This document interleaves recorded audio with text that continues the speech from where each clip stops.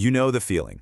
January 1st hits, you set this absolutely massive, life-changing goal, and by February, you've completely abandoned it. We've all been there, right?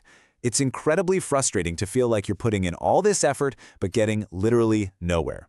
Well, today, we're going to fix that. We are looking under the hood at the mechanics of success, demystifying how compounding small, seemingly insignificant actions creates massive, undeniable results. Welcome to this explainer.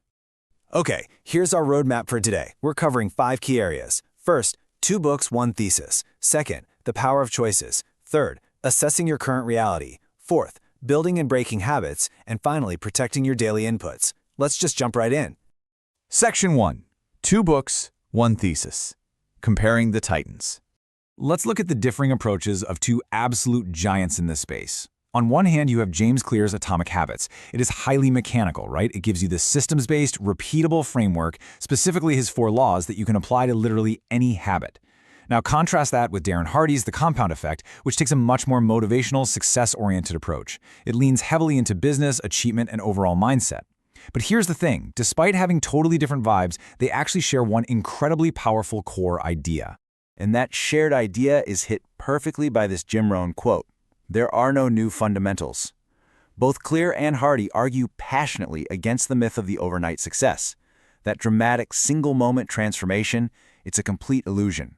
Instead, they both assert that small, totally unremarkable daily actions are what actually compound into massive results over months and years. The big payoff shows up much later, and it's always way larger than it feels like it's going to be on, a random Tuesday.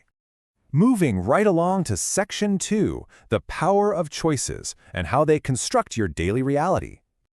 Okay, this right here is the absolute core of it all, the compound formula. It's small, smart choices plus consistency plus time equals significant results. As Darren Hardy points out, choice is at the dead center of all success and failure. But here's the catch. It isn't the giant, life-altering decisions that usually derail us. No, it's the ones we completely sleepwalk through. The choices society just defaults us to, or the ones we brush off thinking they don't really count for much. But over time, those tiny little deviations, they compound massively. So to get a handle on those invisible little choices, Hardy insists on one thing. All winners are trackers. And it makes total sense. You simply cannot improve something until you measure it. Enter the weekly rhythm register. Think of it as a grid designed to track your daily behaviors and actions all week long. By forcing yourself to write down what you actually do Monday through Sunday, you bring it all into the light.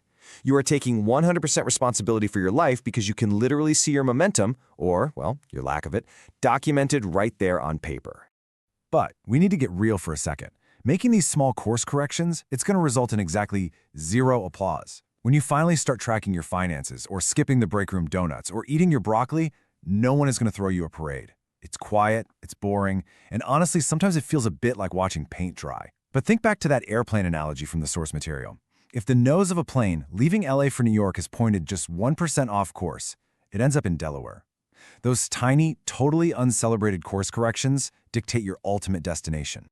Which brings us to Section 3, assessing your current reality. You've got to know exactly where you stand.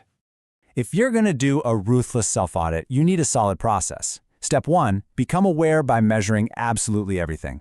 Step 2, track all those behaviors for at least 1 week. And Step 3, face the truth, truthfully and honestly. Absolutely no sugarcoating allowed. If you're actually going to change, you have to stop lying to yourself. You have to stop justifying the easy choices by complaining that life isn't fair.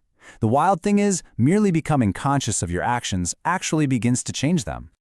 To help you face the music, Hardy uses a tool called the Life Assessment Scoring Sheet. This forces you to rate yourself on a scale of 1 to 5 across very specific categories.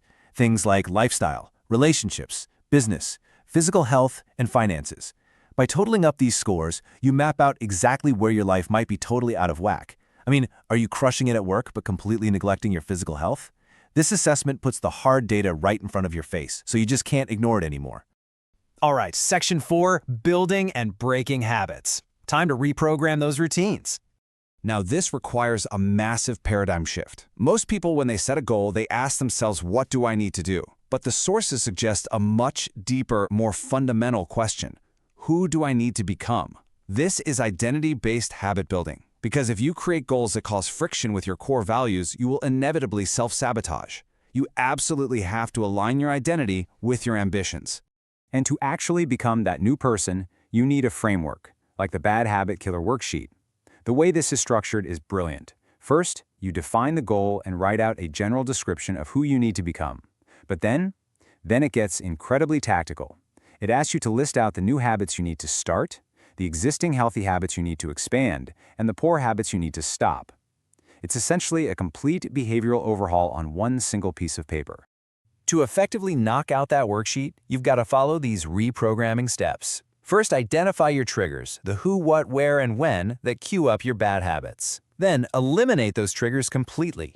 I mean, literally throw the junk food in the trash. Next, use the add-in principle. So focus on what you are adding to your life rather than just what you're cutting out. Make sure these new habits actually fit your current lifestyle too. Like, the gym has to be on your way home, not 20 minutes out of the way. And finally, build and maintain momentum. Remember physics class? Objects in motion tend to stay in motion. The hardest part is always the beginning, but once you get moving, it gets so much easier to keep going. Okay, last one. Section 5, protecting your daily inputs, curating your environment. It all comes down to that age-old saying, garbage in, garbage out. If you spend your time consuming negative stories, gossiping, binging endless hours of TV, or reading completely useless media, you are feeding your mind garbage, and your brain can only process what you give it. This kind of negative input absolutely sabotages all that momentum we just talked about building. So how do we fix it? We assess our inputs. You can use an input assessment worksheet to really calculate the actual hours you spend on the news, sitcoms, and gossip. This is how you discover your true entertainment versus education ratio. Did you know the top 20% of people spend their time heavily focused on education? I highly challenge you to honestly calculate how much time you're currently spending on mindless entertainment versus true intentional learning. Once you've done the math, it's time to elevate those inputs. The sources give us very actionable ways to proactively feed the mind. Start reading for 30 minutes daily. Swap out the morning radio show for some instructional audio on your commute.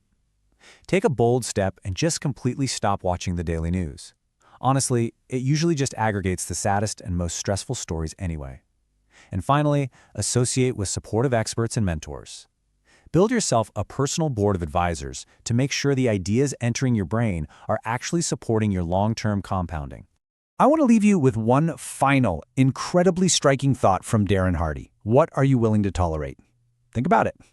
If you tolerate earning less than you're worth, well, that's exactly what you'll earn. If you tolerate negative inputs, late colleagues, and bad habits, that is going to become your reality. Your life is the exact result of your moment-to-moment choices. So, what are you going to stop tolerating today?